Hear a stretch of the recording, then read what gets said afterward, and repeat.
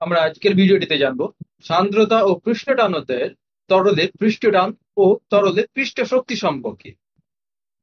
এখন তরলের পৃষ্ঠটান হচ্ছে তরলের মুক্ত পৃষ্ঠ বা তরল পৃষ্ঠের ধর্ম, অর্থাৎ যেখানে তরল পৃষ্ঠের সংস্পর্শে কোনো বস্তু থাকবে বা তরলটি মুক্ত অবস্থায় আছে, সেই তলটিতে এই তরলের পৃষ্ঠটান কাজ করবে।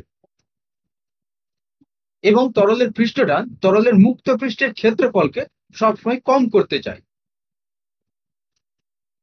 অর্থাৎ যে কোনো তরলের মুক্ত পৃষ্ঠের ক্ষেত্রফল তরলের পৃষ্ঠটানের জন্য যে আকারটিতে সব থেকে কম হয় সেই আকারটি ধারণ করে থাকে। যেমন একটি জলকণার আকার হয় গোলাকার এবং যে কোনো তরল বিন্দুর আকার সাধারণ অবস্থাতে গোলাকার হয়। এখন আমাদের মনে প্রশ্ন হতেই পারে যে যে কোনো জলকণা বা তরল বিন্দুর আকার সাধারণ অবস্থাতে শুধুমাত্র গোলাকারই কেন হচ্ছে? সেটির আকার ঘনকাকার হতে পারত, বা আয়তঘন হতে পারত, বা সিলিন্ড্রিক্যাল হতে পারত। তো সেটি না হয়ে শুধুমাত্র কেন গোলাকার হচ্ছে? তো এখন এই কারণ হচ্ছে প্রতিটির আয়তন হচ্ছে সমান, কারণ একটি তরল বিন্দু হোক বা একটি জলকণা হোক, এর মধ্যে সমান আয়তনের তরল বা জল থাকবে। তো এখন এখানে তরল বিন্দুটি বা জলকণাটি তখনই তার মুক্ত পৃষ্ঠের ক্ষেত্রফল কম হবে যখন সেটি গোলাকার ধারণ করবে। অর্থাৎ তরল বিন্দু বা জলকণাটি গোলাকার ধারণ করে তার তরল পৃষ্ঠের আকারকে কম করতে চায়। ঘনক হলে বা সিলিন্ড্রিক্যাল হলে বা অন্য কোনো আকৃতি ধারণ করলে সেটির ক্ষেত্রফল কিন্তু সব থেকে কম হতো না। গোলাকার হলে তার তরল পৃষ্ঠের ক্ষেত্রফল সব থেকে কম হয়। অর্থাৎ জলকণা হোক বা তরল বিন্দু হোক, সে তার তরল পৃষ্ঠের বা জলের পৃষ্ঠের ক্ষেত্রফল সব থেকে কম করতে চায়। অর্থাৎ তরলের পৃষ্ঠটানের জন্য একটি তরল বিন্দু বা জলকণা সাধারণ অবস্থায় গোলাকার ধারণ করে, কারণ তার সেক্ষেত্রে তরল পৃষ্ঠের ক্ষেত্রফল সব থেকে কম হয়। তো তরলের পৃষ্ঠটানের একটি সাধারণ পরীক্ষা, যেটি তোমরা বাড়িতেও করতে পারো, একটি তারের গোল আংটা নিয়ে সেটিকে সাবান জলের মধ্যে ডুবিয়ে তুলে দিলে, তাহলে সেই তারের গোল আংটাটির মধ্যে একটি সাবানের সর পড়ে যাবে। এবং আরেকটি সুতোর ফাঁস নিয়ে সেটিকে ওই সাবান জলের মধ্যে ডুবিয়ে নিয়ে এই সাবানের সরের মধ্যে রেখে দিলে, তাহলে দেখবে সুতোটিকে যেমন ভাবে রেখে দেবে ঠিক সেইভাবেই থেকে যাবে। এবার একটি সুচ নিয়ে এই সুতোর ফাঁসের মধ্যে যে সাবানের সরটি আছে সেটিকে ফাটিয়ে দিবে, তাহলে দেখবে যে সুতোর ফাঁসটি আগে যেরকম ভাবে ছিল সেই রকম ভাবে না থেকে এখন বৃত্তাকার রিং এর আকার ধারণ করেছে।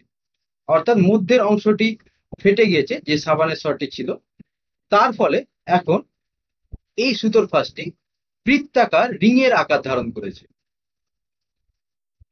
এখন এখানে এই ঘটনা ঘটার কারণ কি? এর কারণ হচ্ছে প্রথমে যখন আমরা সুতোর ফাঁসটিকে এই সাবান সরের মধ্যে রেখেছিলাম, তখন এই সাবান সরটি সুতোর ফাঁসের মধ্যে দুই দিকেই ছিল, অর্থাৎ এই দিকেও ছিল এই দিকেও ছিল। ফলে তরলের পৃষ্ঠটানের জন্য দুই দিকেই একই রকম ভাবে পৃষ্ঠটান কাজ করেছিল। ফলে সুতোটির উপর লব্ধি বল বলা যায় শূন্য ছিল, কোনো রকমের বল এর উপর পড়েনি। কিন্তু এখানে এর মধ্যে যখন সাবান সরটিকে আমরা ফাটিয়ে দিয়েছি, তখন শুধুমাত্র এই দিকেই তরলের পৃষ্ঠটান কাজ করেছে এবং তরলের পৃষ্ঠটানের জন্য সুতোর ফাঁসটি বৃত্তাকার আকার ধারণ করেছে। এবং এখানে সুতোর ফাঁসের আকারটি বৃত্তাকার ধারণ করেছে। এর ফলে এই যে মধ্যের যে সাবান সরটি আছে সেটির ক্ষেত্রফল সব থেকে কম হয়েছে। এখানে এই সুতোর ফাঁসটি যদি আয়তকার বা ত্রিভুজাকার হতো, সেক্ষেত্রে কিন্তু এই সাবানের সরটি ক্ষেত্রফল কম হতো না বা সব থেকে কম হতো না। তাহলে আমরা দেখতে পাচ্ছি তরলের পৃষ্ঠ টানের জন্য পৃষ্ঠের ক্ষেত্রফল সব সময় কম হচ্ছে এবং পৃষ্ঠ টান সেই ক্ষেত্রফলটিকে সব সময় কম করতে চাইছে। তো এখন এখানে প্রশ্ন হলো যে তরলের পৃষ্ঠটানের উৎপত্তি বা তরলের পৃষ্ঠটান কিভাবে সৃষ্টি হলো। তো আমরা জানি যে তরলের অণুগুলি একে অপরকে সমশক্তি বল দ্বারা আকর্ষণ করে। তো তরলের অভ্যন্তরে যে অণুগুলি আছে তাদের চারিদিকে অনেক অণু আছে এবং প্রতিটি অণুকে সমশক্তি বল দ্বারা আকর্ষণ করছে। কিন্তু যে তরল পৃষ্ঠের যে অণুগুলি আছে তার উপরের দিকে কোনো অণু নেই, শুধুমাত্র তার চার পাশে আছে এবং নিচের দিকে অণু আছে। ফলে এই দিকে একটি বল কাজ করছে এবং নিচের দিকে একটি লব্ধি বল কাজ করছে। ফলে এই সংসক্তি বলের জন্য তরলের পৃষ্ঠটানের উৎপত্তি হয়েছে। কিন্তু অন্যদিকে অভ্যন্তরে এই ঘটনাটি ঘটে না, কারণ চারিদিকে তরলের অণুগুলি বর্তমান এবং প্রতিটি অণুকে সমান বল দিয়ে আকর্ষণ করছে এবং এই অণুগুলির উপর লব্ধি বল শূন্য হয়ে যাচ্ছে। এবং এখানে এই তরল পৃষ্ঠের উপরে যে অণুগুলি আছে সেই অণুগুলির উপর লব্ধি সংসক্তি বলের অভিমুখ ভেতরের দিকে ক্রিয়াশীল। ফলে এই অণুগুলির উপর একটি ক্ষেত্রফলকে সংকোচন করার প্রবণতা জন্মায় এবং সেটি হচ্ছে পৃষ্ঠটান। এবার তরলের পৃষ্ঠটানের পরিমাপ সম্বন্ধে আমরা জানবো। তো তরলের পৃষ্ঠটানের পরিমাপ করতে গেলে তরলের পৃষ্ঠতলের উপর একটি রেখা কল্পনা করা হয় এবং সেই রেখার সঙ্গে লম্বভাবে স্পর্শকীয়ভাবে প্রতি একক দৈর্ঘ্যে যে পরিমাণ বল ক্রিয়াশীল বা যে পরিমাণ বল ক্রিয়া করে তার দ্বারাই ওই তরলের পৃষ্ঠটান পরিমাপ করা হয়। অর্থাৎ যে কোনো তরলের পৃষ্ঠের উপর একটি রেখা কল্পনা করতে হবে এবং তার সঙ্গে লম্বভাবে প্রতি একক দৈর্ঘ্যে স্পর্শকীয়ভাবে যতটা বল ক্রিয়া করেছে সেটি হচ্ছে তরলের পৃষ্ঠটানের পরিমাপ। তাহলে তরলের পৃষ্ঠটানের একক হলো সিজিএস পদ্ধতিতে ডাইন পার সেন্টিমিটার এবং এসআই পদ্ধতিতে নিউটন পার মিটার। এবার আমরা জানবো তরলের পৃষ্ঠ শক্তি সম্বন্ধে। তো এতক্ষণ আমরা দেখতে পেলাম যে তরলের পৃষ্ঠটান তরলের মুক্ত পৃষ্ঠের ক্ষেত্রফলকে সবসময় সংকুচিত করার চেষ্টা করে। তো এখন আমরা যদি তরলের এই মুক্ত পৃষ্ঠের ক্ষেত্রফলকে বৃদ্ধি করতে চাই তাহলে আমাদেরকে বাইরে থেকে বল প্রয়োগ করতে হবে এবং এই বল প্রয়োগ করার ফলে যদি তরলের মুক্ত পৃষ্ঠের বৃদ্ধি ঘটে অর্থাৎ কিছুটা এর সরণ ঘটলো অর্থাৎ কিছু পরিমাণ কার্য হলো, তাহলে এই যে কিছু পরিমাণ আমাদেরকে কার্য করতে হলো ক্ষেত্রফল বৃদ্ধি করার জন্য, সেই পরিমাণ কার্যই স্থিতিশক্তি রূপে তরল পৃষ্ঠের মধ্যে সঞ্চিত আছে। এখন একক ক্ষেত্রফলে যে পরিমাণ আমাদেরকে কার্য করতে হলো সেটি হচ্ছে তরলের পৃষ্ঠ শক্তি। এবং এখানে তরলের পৃষ্ঠ শক্তির একক হচ্ছে সিজিএস পদ্ধতিতে আর পার বর্গ সেমি এবং এসআই পদ্ধতিতে জুল পার বর্গ মিটার। এবার আমরা তরলের পৃষ্ঠটান ও পৃষ্ঠ শক্তির মধ্যে সম্পর্ক প্রতিষ্ঠা করব। এখন এখানে আমরা একটি সরু তারের চৌকো ফ্রেম PQRS নিয়ে নিলাম এবং এর মধ্যে এবি তারটিকে অনুভূমিকভাবে লাগানো আছে, যেটি PQ বা RS বরাবর বাধাহীনভাবে চলতে পারে, অর্থাৎ এই দিকেও যেতে পারে বা এই দিকেও আসতে পারে। এখন এই চৌকো ফ্রেমটিকে সাবান জলের মধ্যে ডুবিয়ে তুলে নিলে AQRB বরাবর একটি সাবান জলের পাতলা স্তর তৈরি হবে। এখানে QR এর দৈর্ঘ্য হচ্ছে L এবং সাবান জলের তরলের পৃষ্ঠটান হচ্ছে T।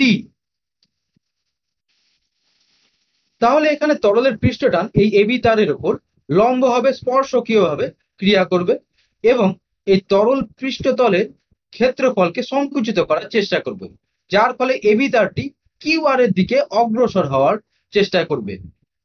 এবং তাহলে এই এবি তারটির উপর যে পরিমাণ বল ক্রিয়া করছে তরলের পৃষ্ঠটানের জন্য তার মান হচ্ছে L গুণিত T, কারণ প্রতি একক দৈর্ঘ্যে যে পরিমাণ বল ক্রিয়া করছে তার মান হচ্ছে T। এখানে এবি তারটির দৈর্ঘ্য QR এর সঙ্গে সমান অর্থাৎ L পরিমাণ, তাহলে L গুণিত T।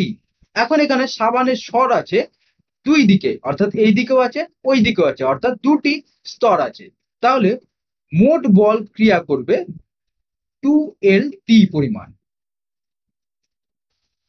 এখন তাহলে এই 2LT পরিমাণ বলের ফলে এই এবি তারটি এই দিকে অগ্রসর হতে চাইবে। এখন এই এবি তারটিকে এই জায়গাতে স্থির রাখতে হলে আমাদেরকে বিপরীতমুখী সমপরিমাণ বল এই দিকে দিতে হবে, অর্থাৎ এই এবি তারটির উপর বিপরীতমুখী যে পরিমাণ বল দিতে হবে তার মান হচ্ছে F সমান 2LT। আমরা এই F বল প্রয়োগ করে এবং এই শর্টটির তাপমাত্রার কোনো রকম পরিবর্তন না ঘটিয়ে এই এবি তারটিকে যদি ডেল্টা এক্স পরিমাণ দূরত্ব সরিয়ে নিয়ে আসি, অর্থাৎ A' B' পজিশনে নিয়ে আসি, তাহলে যে পরিমাণ কার্য করতে হবে তার মান হবে এফ ইন্টু ডেল্টা এক্স সমান 2LT ইন্টু ডেল্টা এক্স।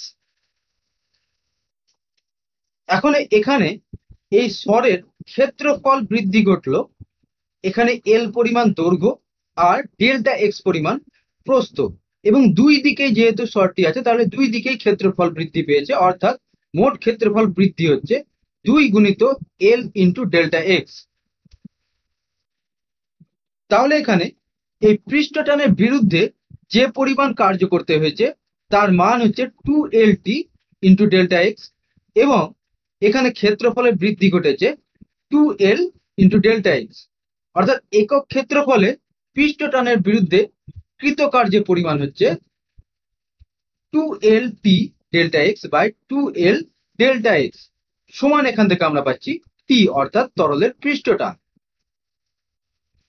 এখন এখানে পৃষ্ঠটানের বিরুদ্ধে একক ক্ষেত্রফল বৃদ্ধি করার জন্য যে পরিমাণ কার্য আমাদেরকে করতে হলো সেই পরিমাণ কার্যই স্থিতিশক্তি রূপে তরল পৃষ্ঠের মধ্যে সঞ্চিত থাকে, অর্থাৎ এই একক ক্ষেত্রফলের সঞ্চিত স্থিতিশক্তি হচ্ছে পৃষ্ঠ শক্তি, এবং যা সংখ্যাগতভাবে তরলের পৃষ্ঠটানের সঙ্গে সমান। এখন এক্ষেত্রে একটি মনে রাখার বিষয় হলো যে তরল পৃষ্ঠের তাপমাত্রা সবসময় একই আছে, অর্থাৎ এর তাপমাত্রার কোন রকম পরিবর্তন হয়নি। তো আজকে এই পর্যন্তই। এর পরের দিন আমরা তরলের মোট পৃষ্ঠ শক্তি সম্বন্ধে জানবো এবং এই বিষয়গুলির উপর কিছু অঙ্ক করব।